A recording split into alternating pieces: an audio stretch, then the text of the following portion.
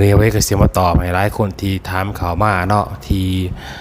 อยากกรอกข้อมูลภาษีเนาะอยากกรอกข้อมูลธนาคารเข้ากับเพจ Facebook เนาะเหตุแบบใดมาจากไหนน่ะมันขึ้นมาแบบนี้พี่น้องบ่ต้องไปสนใจมันก็ได้เนาะบ่ทันกรอกก็ได้หมายความว่าเขาให้กรอกบัญชีหาเงินของเฮาใน Facebook หรือว่าในเพจต่างๆเนาะบ่ต้องไปสนใจมันพี่น้องบ่กรอกก็อย่าเนาะ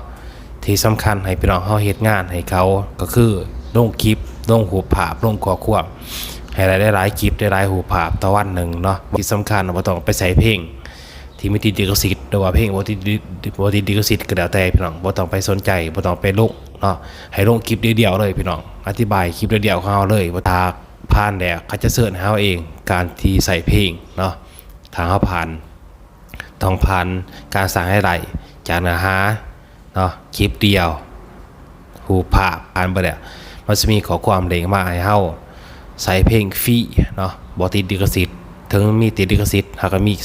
ส่วนแบ่งหลายๆเฮ็ดไปเรื่อยๆโดยพี่น้องเนาะถ้าเฮาผ่านเนี่ยมันสิให้เสิร์ชให้เฮาเองมันสิขึ้นข้อมูลให้เฮาเองให้เฮากรอกบัญชีธนาคารกรอกข้อมูลอีหยังต่างๆนานามันสิขึ้นมาให้เฮาเองหรอกพี่น้องถ้าเฮาผ่านนะเนาะ